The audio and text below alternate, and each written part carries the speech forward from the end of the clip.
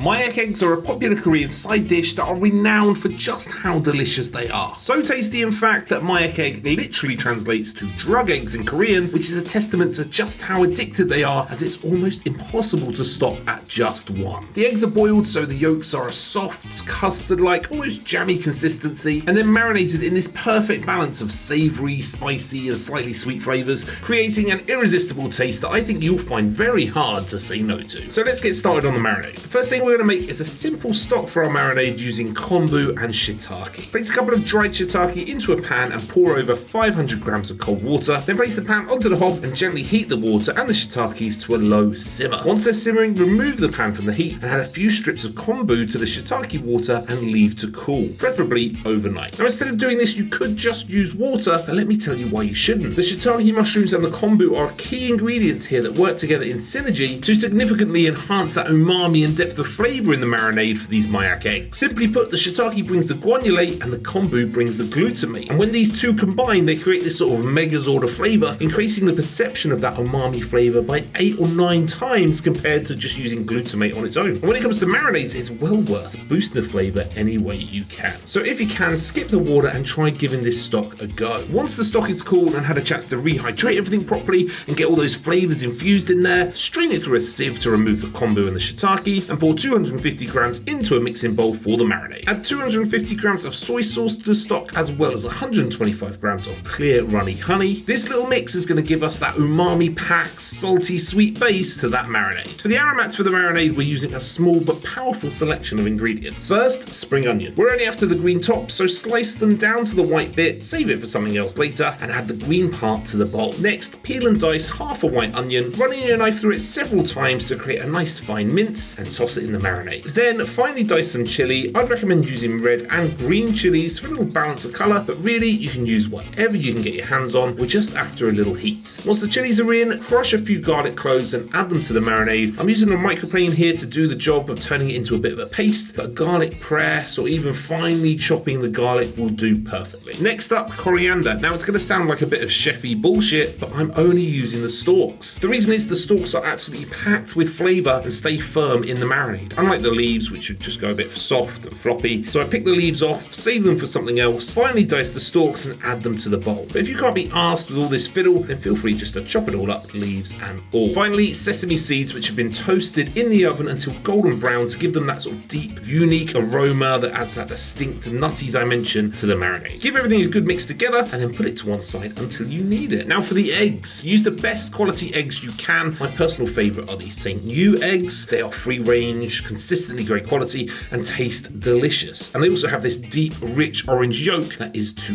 die for. So generously salt a pan of water, bring it to the boil and gently lower in the eggs and cook over a high heat for 6 minutes in order to get that lovely soft boiled jammy yolk. But feel free to adjust the time to suit your personal preference. Once cooked, remove the eggs from the pan and refresh them in ice cold water to stop the cooking. Then once they're cold, tap the eggs all over to break their shell and carefully peel those eggs. Now we're ready to marinate. I should mention that if, like me, you had a few eggs that are an absolute nightmare to peel, trust me, I feel your pain. I mean, I consider myself a pretty accomplished cook, and nothing is more frustrating when suddenly you just can't seem to peel eggs properly. But don't worry about it too much. As long as they haven't completely fallen apart and are just a bit battered and torn, we can still use them. Get yourself a clean, sterilised jar and carefully place your eggs inside. They are soft boiled, so you are going to have to be a bit gentle, and make sure to leave all those sort of structurally compromised eggs for the top, just so the weight of the other eggs doesn't press down on them, damaging them further, or a worst case scenario, making them split and causing yolk to leak into the jar and your marinade. To be honest, it's not the end of the world if an egg does burst, it just won't look as clean, will it? Then once all the eggs are in, pour over that marinade to completely cover the eggs. I had an egg here that started to split open, so I removed it and then just topped up the marinade. After the eggs are covered, seal the jar and stick it into the fridge for at least 24 hours for up to 5 days to marinate and cure those eggs. I left mine for 5 days, so let's crack the jar open and see how they're doing. Carefully scoop those eggs out of the jar, and the first thing you'll notice is the colour has changed from a brilliant white to this sort of beige, light brown colour. You'll also find the eggs are a lot firmer than they were when they first went into the marinade, and this change is especially noticeable if you had soft boiled eggs to begin with. You'll even find that those eggs that were less than structurally sound have firmed up and are much easier to handle, so were well worth putting into the marinade. This is because the marinade draws out water from the eggs, leaving the white nice and firm. And if you cut the eggs open, you'll also see that it makes the yolks that lovely jammy consistency. And And that's it. That's pretty much our Mayak eggs done. From here, it's up to you how you serve them. They are great whole like this, or you can split them and drizzle over a little bit of that marinade along with the aromats, but usually you'll find them served up on a little bed of rice. I fancied a little bit of texture, so I fried off some leftover sushi rice I had just to crisp it up a bit. Then into a bowl, drizzled some of that delicious marinade over the rice, topped with some split Mayak eggs, and finished the whole thing off with a little chili crisp and some sliced spring onions. It's a simple little dish that looks good, but texture and flavour wise, it is off the charts. Salty, savoury, spicy, sweet. The flavour of these Mayak eggs is incredible. And as cliche as it may sound, these eggs are just so Moorish. I mean, I pretty much ate the whole jar while filming these final shots. But what else would you expect from a dish called drug eggs? For the full recipe, head over to my Patreon, where for less than £1 a week,